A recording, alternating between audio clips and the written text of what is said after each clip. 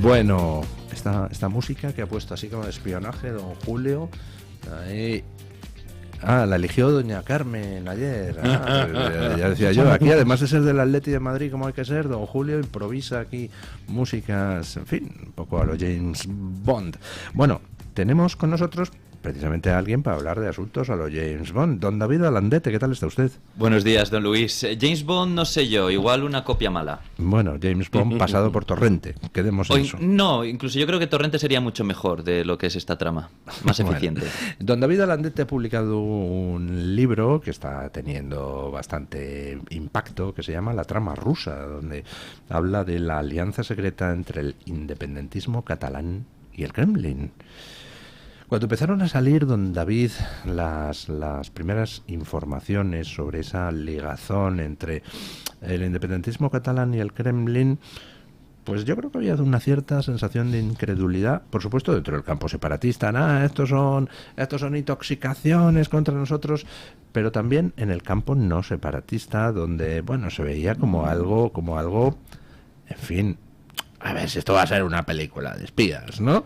Sin embargo, a medida que ha ido pasando el tiempo, pues se ha ido verificando que efectivamente, que es que había una ligazón entre el independentismo catalán y el Kremlin, pues enormemente estrecha y enormemente operativa. Don David, ¿en qué consiste la trama rusa? Tienes muchísima razón y lo has descrito de una forma magistral, el hecho de que al principio esto parecía una película de ciencia ficción, parecía una película, como tú decías, de espías, y yo creo que vivimos, como hemos vivido con muchos otros asuntos en la prensa, ya no estoy hablando de un término de ideologías, de separatismos, de izquierdas, de derechas, de lo que sea, sino de praxis periodística. Cuando tú tienes... en periodismo tú lo sabes muy bien, Luis, es muy importante cómo describes las cosas, sin añadirles interpretación, voluntarismos y opinión. Y cuando tú tienes el mayor desafío al Estado de Derecho en España, que no es el auge de un partido o de otro, es el separatismo. Desde el principio, la negación del marco democrático y constitucional en aras de perpetuar un estilo de vida y un negocio, que es el del independentismo. Y cuando tú tienes el mayor estallido de eso, medio permitido por el gobierno en aquella época en realidad, ¿no? En 2017-2014. Bueno, medio permitido siendo benévolos, ¿no? Sí. Bueno, al menos el del 14 seguro que no, el del 17 eso, siendo benévolos. Y ves que algo que en aquella época no llamaba la atención, RT, Sputnik, medios de procedencia rusa, que empiezan a publicar informaciones como que España es un estado fascista, que no se ha sacudido de su fascismo inherente, que los tanques pueden estar en las calles de Barcelona pronto, que la OTAN puede bombardear Madrid durante 48 horas como Kosovo. Luego tienes a Julian Assange, que en aquella época, en 2017, ya era sospechoso, porque estaba siendo investigado por ello, ya no de revelar los cables de la diplomacia americana, sino de obtener de Rusia los cables y documentos y correos secretos de Hillary Clinton y utilizar eso para interferir en una campaña electoral, con el fin que fuera. Son hechos, ¿no? Informamos de ellos, yo consulté con algunas fuentes en la inteligencia americana que obtenía, porque yo fui corresponsal allí mucho tiempo antes, ¿no? Y publicamos, cayeron en mis manos unas imágenes de dos destacados empresarios independentistas, Oriol Soler y Andreu Griñó, viendo a Assange. Vimos algunas declaraciones y algunas visitas de espías en el referendo. Y bueno, pues sí hubo silencio durante muchísimo tiempo, hasta que Luis, 2 años después, empezó a descubrirse, gracias a la labor del juez Aguirre, que no solo eso, sino que habían tenido una reunión con un emisario ruso en la presidencia de la Generalitat y que había Puigdemont enviado a su jefe de gabinete a verse con exespías y se cree que espías en activo rusos en Moscú. Yo creo que no revelamos ningún secreto si decimos que Rusia, como por otra parte cualquier gran potencia que pueda haber en el mundo, pues le interesa la desestabilización de aquellos que percibe bien como enemigos, bien como competidores. Incluso si puede desestabilizar algún aliado que en el futuro pueda ser competidor o enemigo, pues también lo hace, ¿no? Es parte del juego de los servicios secretos. O sea, lo que se deduce de la intervención del Kremlin, corríjame si me equivoco, en los asuntos internos españoles en torno al separatismo catalán, no es que Putin sea malo por ello, simplemente está utilizando una herramienta, o sea, Putin es malo por otras cosas, ¿no? Pero en ese caso concreto lo que está haciendo es utilizar una herramienta que es la del espionaje y la de la desestabilización de la Unión Europea.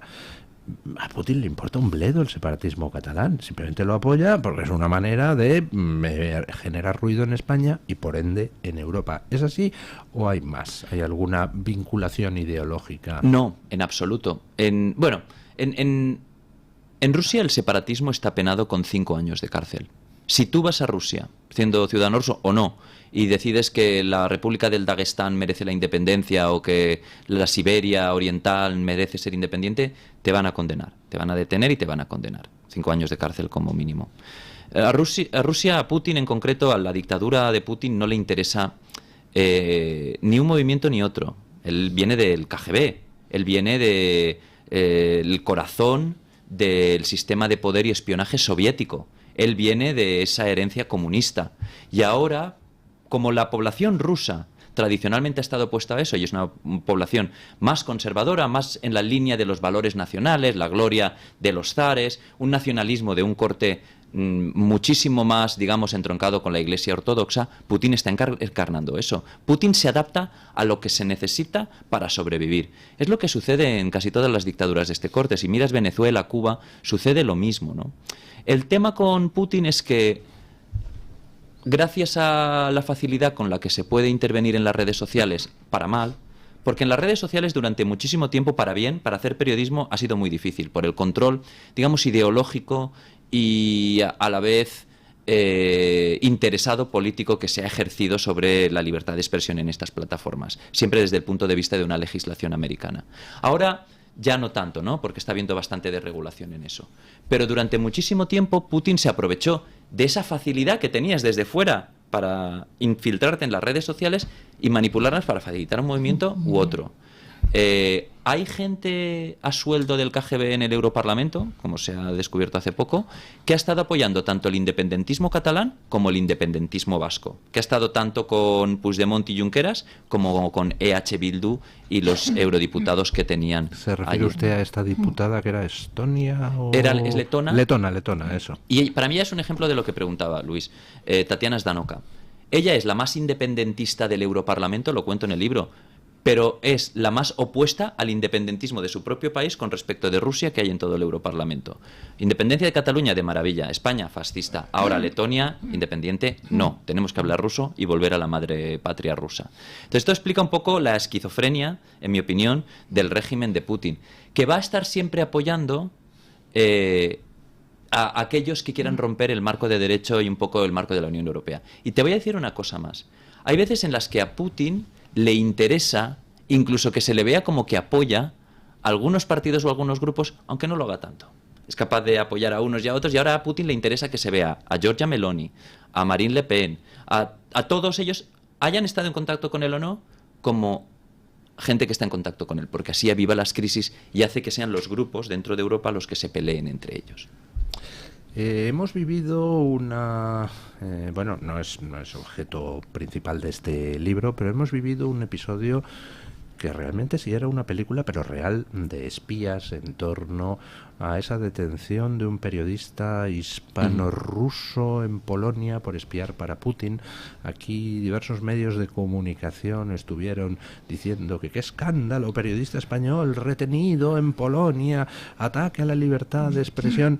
Usted ahí ha estado dando caña diciendo, oiga, no, este señor es un espía ruso. A usted le han estado poniendo verde por ello. Finalmente libera el gobierno polaco como parte de un intercambio de espías a este periodista y le vemos esas imágenes donde llega allí a Moscú y es recibido como un héroe por Putin y tal. ¿Se siente usted reivindicado? La verdad, don Luis, me he ido sintiendo reivindicado desde 2017 cada 2 o 3 meses. Yo me fui a Washington porque hubo una purga en el país donde yo trabajaba después de la llegada de Pedro Sánchez al poder, algo digno de Turquía sucedió. Entonces, durante unos meses con una... ¿Dónde trabajaba usted? ¿En el país? Ah, en el país. Ah, vale. Le había entendido mal. Hasta que Pedro Sánchez ganó la moción de censura a Rajoy, tengo entendido, corríjame si es... Sí, no, claro, eso es lo que digo. Pedro Sánchez ganó la moción de censura, hizo una purga en el periódico El País. Se me ha ido la olla y pensaba, dice, me fui del país donde trabajaba. Y digo, ¿en qué país trabajaba?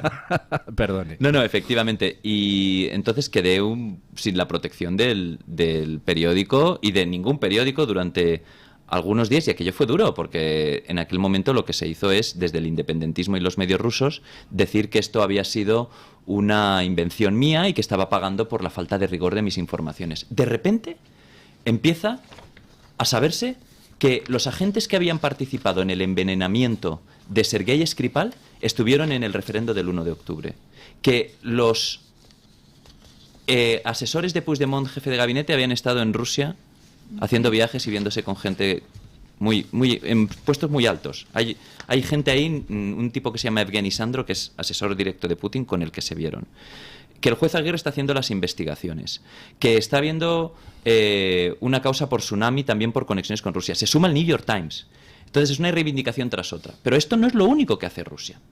Rusia ha infiltrado este país, como muchos otros, de determinados líderes de opinión, de determinados influencers, de determinados periodistas, que en todos los espectros, digamos, de la vida política, están haciendo virar el estado de opinión hacia un ánimo más pro-Putin. Entonces, Pablo González, Pavel Rubstov, es su nombre original, para mí es un caso clarísimo. Este es un tipo que nace en Rusia, se viene aquí con el pasaporte español porque su padre era español, se cambia el nombre a Pablo González, hace una carrera en periodismo y empieza a trabajar para Público y La Sexta y otros medios del mismo corte ideológico. Sus análisis durante años eran tambores de guerra entre Ucrania y Rusia y responsables Estados Unidos. Estados Unidos aviva la... O sea, este tipo de análisis antiamericanos y pro-Putin. Y claro, que se presentan como si fueran neutrales o exacto. Tal, y es falso. Es lo que decíamos al principio, separar los hechos de la opinión, ¿no? Entonces, este hombre, contratado por ellos, hacía opinión. Entonces, le detiene Polonia y durante años, 2 años, Pablo Iglesias, toda la clase periodística alrededor de Público y La Sexta en este país, diciendo...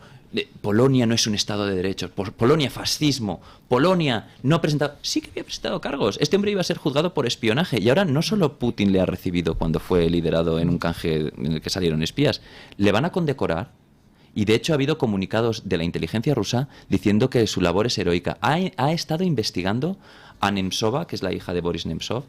Se llegó a acostar con ella. Es de verdad de película. Tenía una mujer e hijos aquí y otra pareja en Polonia para conseguir información. Esto sí que era una película de espías de aquellas de la Guerra Fría.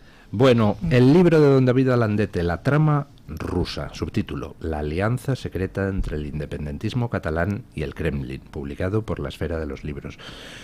Muchísimas gracias. Bueno, si quieren hacer ustedes una preguntita... Ah, no, me dicen desde control que estamos fuera de tiempo.